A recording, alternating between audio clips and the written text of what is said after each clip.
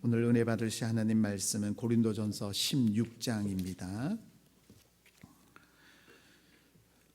신약 성경 284면 전후에 있는 고린도전서 16장 1절에서 12절까지의 말씀입니다.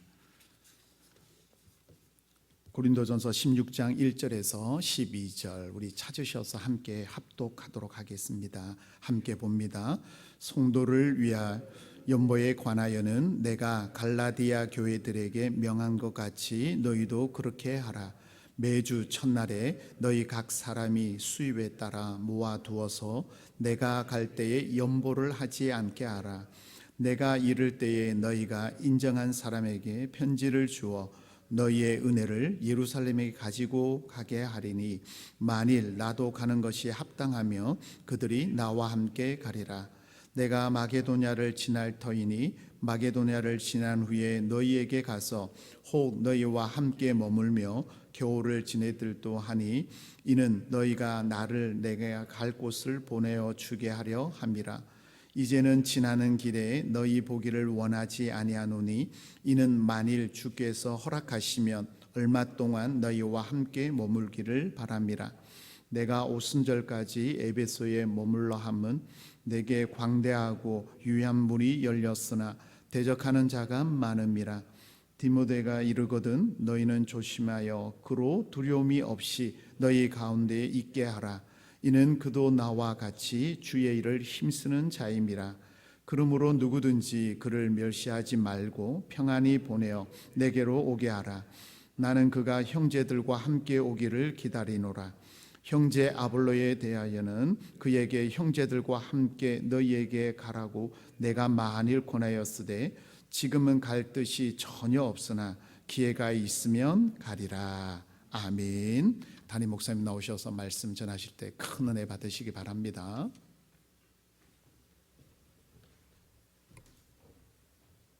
주님 감사합니다. 지난밤도 편히 쉬고 단잠자게 도와주시고 이 새벽기도 용서로 불러주시니 고맙습니다. 오늘도 저에게 필요한 생명의 양식을 주시고 이 말씀 가지고 하루를 살아가는 힘을 얻게 하여 주시옵소서. 예수님의 이름으로 기도합니다. 아멘. 할렐루야. 우리 아버지 하나님은 사랑이십니다. 그 하나님은 여러분과 저를 사랑하십니다. 또한 그 하나님은 여러분과 저를 위한 놀라운 계획을 갖고 계십니다.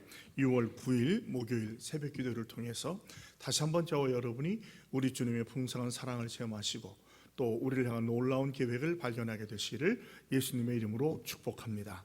저는 오늘 봉독한 고린도전서 16장 1절로 12절의 말씀을 중심으로 특별히 10절 하반절에 있는 말씀인데요, 주의 일을 힘쓰는 자라고 하는 제목으로 여러분과 함께 은혜를 나누기 바랍니다. 저를 한번 따라해 주세요. 주의 일을 힘쓰는 자, 주의 일을 힘쓰는 자, 바로 저와 여러분이죠. 하나님의 사역자, 흔히 말하는 목사와 선교사만 주의 일을 힘쓰는 것이 아니라 함께 동역한 우리 모두가 다 주의 일을 힘쓰는 자가 됩니다.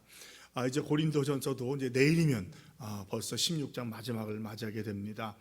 고린도전서 전체를 본다면 사도 바울이 고린도 교회에서 질문한 몇 가지 질문에 대한 대답을 주고 그들이 갖고 있는 우상숭배라든지 또는 이성의 관계라든지 이런 문제에 대해서 이야기를 하고 이제 마지막으로 인사와 함께 지금 몇 가지 당부를 하고 있는 거예요.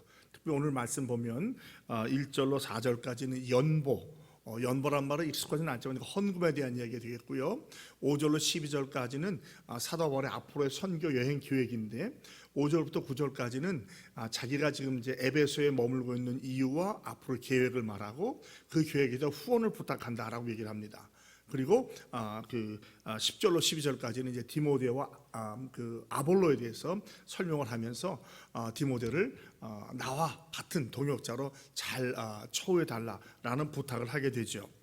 먼저 1절로 4절에 보면 연보에 대한 얘기입니다. 연보, 어떤 분은 이제 연보 헌금을 구별하기를 헌금은 하나님께 대한 것, 연보는 이웃에 대한 것이라고 하는데 그것도 일리가 있다고 생각을 하고 우리가 그 연보 궤, 헌금 궤하는 의미에서는 같은 의미가 있는데 오늘 여기서 나오는 연보는 뭐냐면 우리가 알고 있는 구제 헌금이에요. 우리 월삭헌금 때 우리 월삭헌금에서 정확하게 구체적으로 구제와 선교를 위해서 사용하자고 당에서 또 여러분과 함께 상의해서 결정한 거거든요. 그러니까 그런 그 약정헌금 또는 목적헌금을 말합니다. 특별히 이때 우리가 이제 기억나는 것은 이 당시에 예루살렘 교회가 가뭄과 기근으로 큰 어려움을 겪고 있었어요. 물론 예루살렘 교회가 이 고린도 교회나 이 지역보다는 훨씬 부유합니다. 왜냐하면 유대인들이 많으니까. 그러나 어려움을 당할 때는 아무리 큰 교회라도 어려울 수 있잖아요. 뭐 코로나라든지 기억나시겠죠? 포항에 큰 지진이 났을 때, 어떤 산불이 났을 때 우리가 도와주는 것, 그런 것을 의미하는 거예요. 그런 것을 위해서 이제 헌금을 준비하는데, 헌금을 하다 보면 이제 즉흥적으로 헌금할 때가 있어요. 선교 여행을 갔다 보면 선교에서 어떤 사정을 들을 때 성령이 감동하면 그냥 있는 거 주머니 다 뜯어서 헌금할 때도 있지만, 오늘 말하는 몇 가지 헌금의 원칙이 있는데, 그것은 준비했다가 어떻게 준비하냐면 내 수입에 맞춰서 일정액 다 해, n분의 1이 아니라 내 수입에 맞춰서 준비했다가 정한 날에, 즉 여기서 뭐 말하면 매주 첫날은 우리로 말하면 언제일까요? 무슨 요일일까요? 일요일 주일을 말해요. 이미 이때가 주고 한 50년 됐는데, 우리가 보는 것은 이미 벌써 우리 개신교에서는 주일을 첫날로 삼아서 예배하기 시작했다는 거예요. 안식일이 아니고 이미 주님의 부활을 지나면서 교회의 아름다운 전통으로 자리를 잡은 거예요. 그러면서 갈라디아 교회들에게 명한 것 같이 너희도 그리하라. 갈라디아 교회에서 명한 것은 뭐냐면 자원하는 마음으로 기쁜 마음으로 하라는 거예요. 억지로 하지 말라는 것이죠. 그래서 우리 그런 말 있잖아요. 주는 것이 받는 것보다 복이 있다. 바로 그겁니다. 우리가 이 헌금을 할 때 어떤 헌금이든 마찬가지예요. 여기서 말하는 구제 헌금만이 아니라 중요한 것은 자원하는 마음으로 기쁨으로 해야 되는 거예요. 형편에 맞게 하는 거예요. 물론 마게도니아 교회 같은 경우는 분에 넘치게 헌금을 했다는데 그것도 성령의 감동을 한 것이지 사도 바울이 부탁해서 그렇게 하는 게 아니거든요. 그러니까 제가 종종 말씀드리지만 11조와 헌물, 구약에 오는데 따로 나누죠. 11조는 분명히 하나님 거니까 11조 드리는 거고, 그 외에 기타 헌물을 말하는데 내 마음에 자원하면 기쁨이 없으면 차라리 하지 않는 게 좋아요. 억지로 남의 눈치를 보거나 직분을 받기 위해서 뭐 이런 것은요, 하나님 기뻐하시지 않아요. 이미 하나님이 연락하시지 않는 거예요. 어렸을 때는 믿음이 약할 때는 그럴 수 있지만, 적어도 우리 신앙이 성숙하면서는 내 마음에 정말 기쁜 마음으로 감사하는 마음으로 드리는 것이 중요한 헌금의 원칙이 되겠습니다. 2절에 매주 첫날 가능하면 정해서 헌금하는 게 좋다는 거예요. 물론 이제 개인적으로 중간중간 헌금하자면 우리는 예배 시간에 헌금하잖아요. 예배 시간을 기억해서 헌금하는 것 중요한 겁니다. 각 사람이, 그러니까 누구는 내고 누구는 안 내는 게 아니라 각 사람이 수입에 따라서 많이 버는 사람은 많이 낼 수 있고 적게 버는 사람은 적게 내는데, 단 기뻐하는 마음으로 자원해서 내야 돼요. 눈치 보고 나는 이만큼 내야지. 그러니까 저는 약정 헌금이랄까 하는 것에 조금 좀 부정적인 생각이 있어요. 그것도 정말 기도하면서 가정에서 부부가 기도하고 내야지, 어떤 부흥이 할 때, 우리 이전에 70년대 80년대 그랬잖아요. 누가 유명하고 훌륭한 강사냐, 헌금 많이 시게 하는 강사가 부흥 강사, 이런 얘기가 있었던 시절이 있었어요. 그때는 그것이 통했는지 모르지만 지금은 그렇지 않다고 생각을 해요. 여러분 기도하는 마음으로 하나님께서 주시는 마음대로 헌금하시는 게 중요합니다. 그래서 모아두라고 하잖아요. 모아두라고. 즉흥적으로 막 헌금 시간 막 주머니 뽑지 말고 준비해 놓으라는 거죠. 우리 옛날에 부모님들 보면은 또 은행에 가서 주말에 신권 받고 오신다든지, 없을 때 데려서 내고 준비하는 거, 준비해가지고. 그러니까 즉흥적으로 내는 거는 아주 예외적인 경우고, 중요한 헌금의 원칙을 이야기합니다. 그리고 또 한 가지는 너희가 인정한 사람에게 편지를 주어서 은혜를 예루살렘으로 가져가라. 헌금을 성경으로는요, 은혜라고 말하고 축복이라고도 말해요. 사실은 헌금이 축복의 통로가 될 수 있지만, 헌금할 수 있다는 그 자체가 복이라는 겁니다. 믿습니까? 은혜예요, 은혜. 하나님의 은혜가 아니면 헌금 못합니다. 여러분, 돈 많다고 헌금 많이 하는 거 아니에요. 하나님의 은혜 주셔야, 그래야 그게 복이 되는 겁니다. 그러니까 헌금을 제가 계속 말씀드리지만 자원하는 마음으로 기쁨으로 하는 것이 좋다는 것이죠. 그래서 이 헌금을, 이 축복을 예루살렘에 가지고 가라. 그러니까 헌금 관리의 중요성을 말하죠. 그래서 우리 장로교의 헌법을 보면 헌금은 안수 집사님들이 관리하는 것으로 되어 있어요. 당회에서는 모든 것을 처리하지만 헌금에 관한 안수 집사님들이 계수하시고 그 배분할 때 사용한다고. 우리 교회도 그렇게 하잖아요. 헌금위원들은 헌금 계수하는 분들은 안수 집사님들이 하시는 것이 바로 그런 교단적인 그 안정과 안전을 위한 것이지요. 종종 교회에서 헌금 때문에 안타까움이 생겨요. 연약한 인간이다 보니까 헌금이 뭐 비기도 한다든지 또 없어지기도 한다는데 그건 정말 하나님의 마음을 아프게 하는 거예요. 교회의 마음을 아프게 하는 것입니다. 참 믿음이 약하기 때문에 그렇겠지만 그래서 아무나 세우는 게 아니에요. 그러니까 안수 집사님들 세우는데 우리 교회는 그런 일이 없는 것이 얼마나 감사한지 모르겠어요. 그리고 만일 나도 가는 것이 합당하면 그와 함께 가리라. 그러니까 헌금해서 줘 내가 가져갈 게가 아니에요. 그러니까 가능하면 하나님의 사역자들은 헌금에 대해서는 터치를 하지 않는 게 좋습니다. 사도 바울은 그걸 보여주는 거예요. 너희가 볼 때 내가 같이 하는 게 필요하면 같이 해주겠다. 내가 가지 않겠다는 너희가 신뢰한 사람을 맡기라는 거예요. 이런 것이 참 중요한 것이죠. 우리 중앙교회 제가 와서 이제 만 10년이 되고 있는데 참 재정 관리를 지혜롭게 잘해요. 아주 철저하게 서로 관리하고 영수증 처리하는 거 보면은 정말 잘한다고 생각이 듭니다. 그러면서 참 감사하는데 오늘 헌금의 원칙이 몇 가지 나와 있죠. 그 다음에 5절로 9절까지는 사도 바울이 선교 여행을 말하면서 이제 내가 그러니까 마게도니아는 뭐 빌립보 교회, 데살로니가 교회, 베레아 교회가 있는 지역이에요. 아가야는 이 아래 지역인데 고린도 교회가 있는 거예요. 그러니까 이제 지금 에베소, 소아시아 에베소에서 배를 타고 가든지 땅을 건너서 이제 하는데 아마 이 마게도니아를 지나다 보니까 땅을 돌아서 이 아래로 내려오는 것 같아요. 이게 갈토인데 너희와 함께 머물러 겨울을 보내고 싶다. 그리고 밑에 말하기를 지나가는 길에 보고 싶지만 안 된다. 지나가는 잠깐 인사하고 하는 것이 아니라 일정 기간을 보내고 싶은데 겨울 한 석 달 정도를 같이 보내면서 교제하고 싶다 그래요. 그리고 그 이유는 너희가 나를 내가 갈 곳으로 보내어 주게 하려 함이라. 즉 다음 선교 여행으로 당신들이 다시 한번 나를 후원해서 파송해 주십시오 하는 말이에요. 이게 막 바울이 돈이 필요하고 막 욕심내서가 아니라 동역하는 거죠. 동역. 그러니까 사실 선교사님들은 어떤 분이 그렇게 말씀하세요. 우리를 대신해서 선교를 하고 계신 분들이에요. 우리가 그냥 그들을 위해서 헌금하는 것이 아니라 우리 모두가 다 선교사로 전도자로 부르심을 받았는데 특별히 하나님의 부르심에서 이 타민족과 해외에 가서 선교하는 그분들이 우리를 대신 우리가 할 일을 해주기 때문에 우리가 후원하고 지원하는 것은 어쩌면 지극히 마땅한 거거든요. 그래서 이렇게 내가 또 이렇게 선교여행을 계획하는데 너희가 마음에 합당하면 나를 후원해 줌으로 말미암아 동역자가 되자는 거죠. 같이 하자는 거죠. 우리도 보면은 파송 선교사님 있죠. 미래 자립교회 있죠. 선교단체 있잖아요. 그래서 계속 기도하면서 내가 비록 거기 가서 일을 하지 않지만 기도하는 가운데 동역하는 거예요. 어제도 우리 이해찬 선교사님이 그 간단한 그 카톡방에 메시지를 보내줬는데 사역을 놀랍게 잘하고 있어요.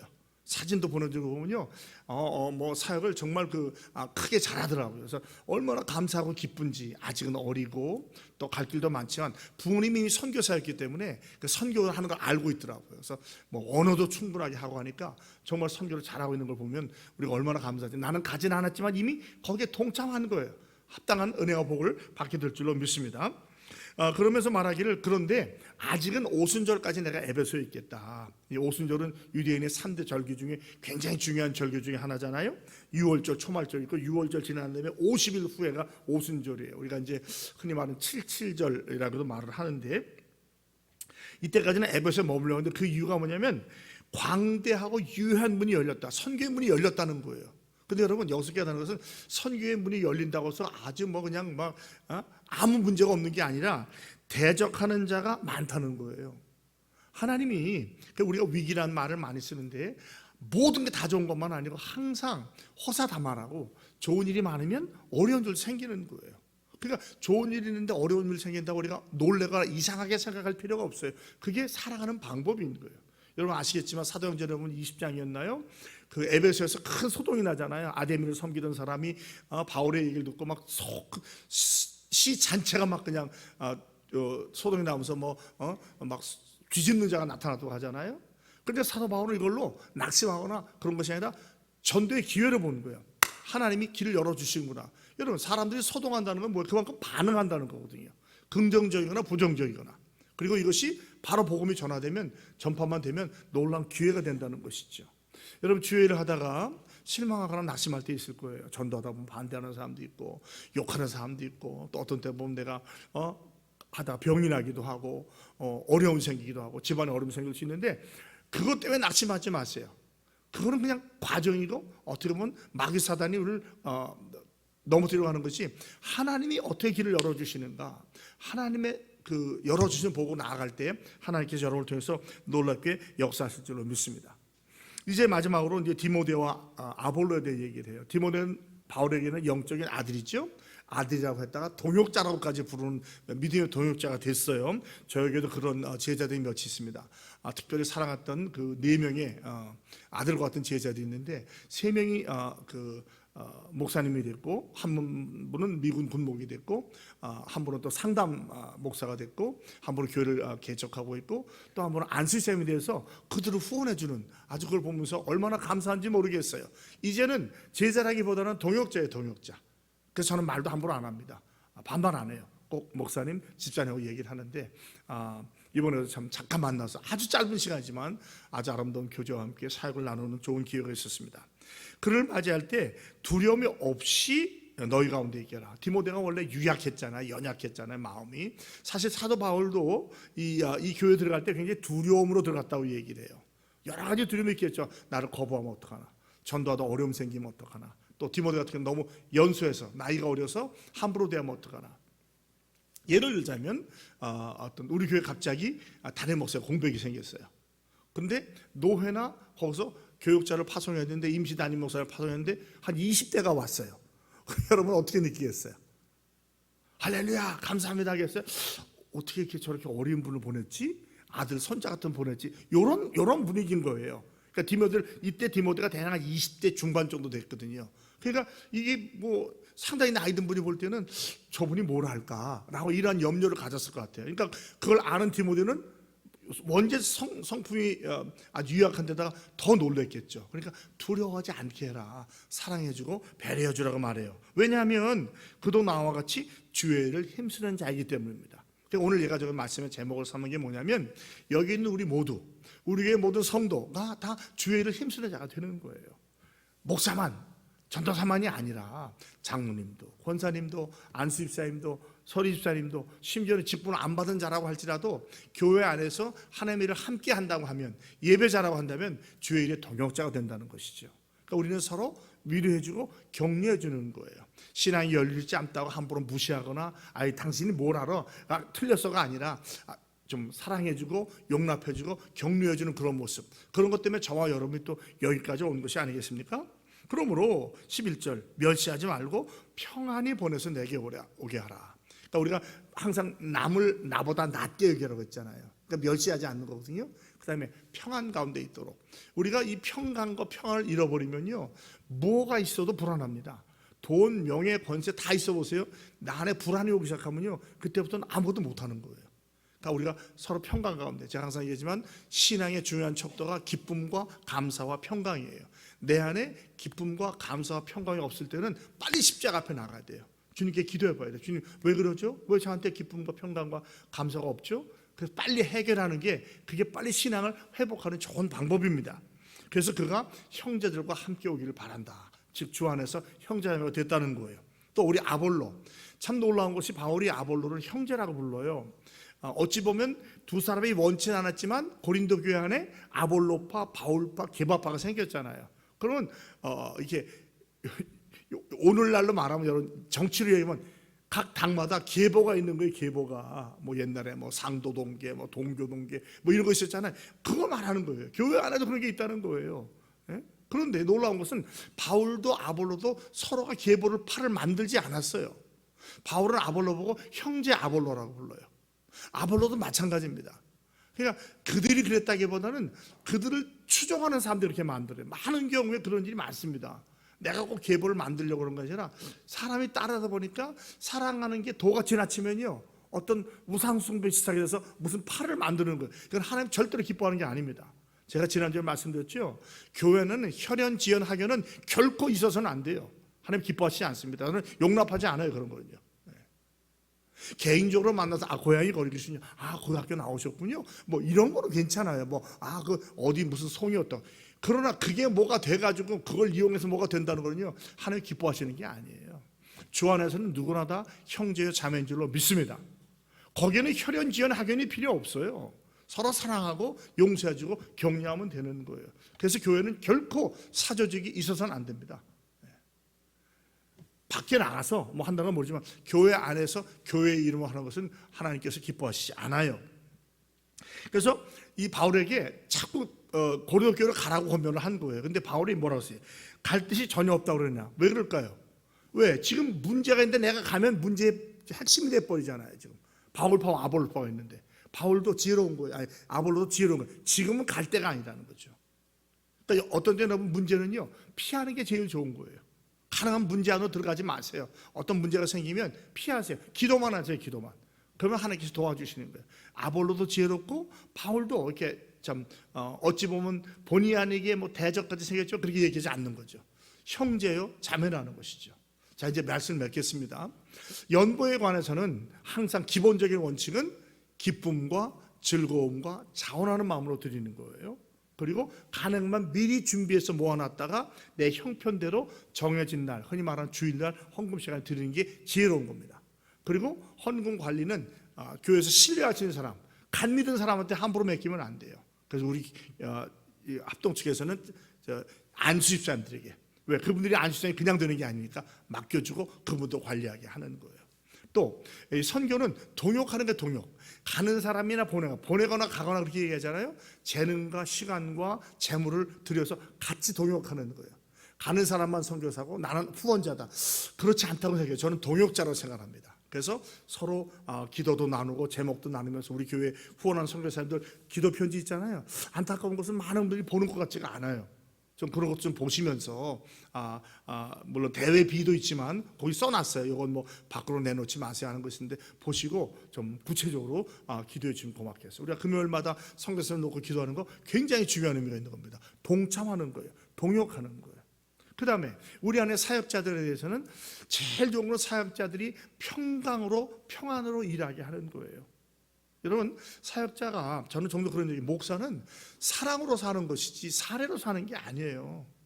사례를 많이 주고 괴롭혀봐요. 사역 못합니다. 주눅 들고 겁나고 지쳐서 못하는 거예요.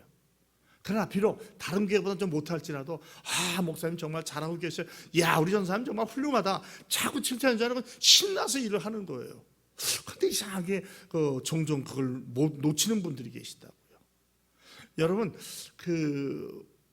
사역자도 마찬가지고 어린아이도 마찬가지고 대인관계에서도요, 채찍질 한다고 잘 갈 것 같죠? 안 그래, 오래 못 가요. 단거리는 모르지만 장거리는 그걸로 되는 게 아니에요. 그러니까 채찍을 줄 거야, 홍당무를 줄 거야, 당연히 홍당무를 줘야 돼요. 그래서 자꾸 격려해줘야 오래 갈 수 있어요. 부교육자들도 마찬가지죠. 우리 교회가 끝이 아니잖아요. 또 다른 교회 가서 잘할 수 있도록 우리 교회가 힘을 준다면 그분은 우리 교회를 영원히 잊지 못할 거예요. 내 중앙교회 갔을 때 거기서 정말 힘없고 은혜 받고 그게 내가 사역에 도움이 됐다고 얼마나 기뻐요. 근데 만약에 뭐 이거 못했다 저거 못했다 실수도 하죠. 제가 봐도 막 답답한 실수할 때가 있지만 그렇다고 막 책망하면 안 돼요. 책망은 제가 다 해요. 여러분 말하도 더 심하게 합니다.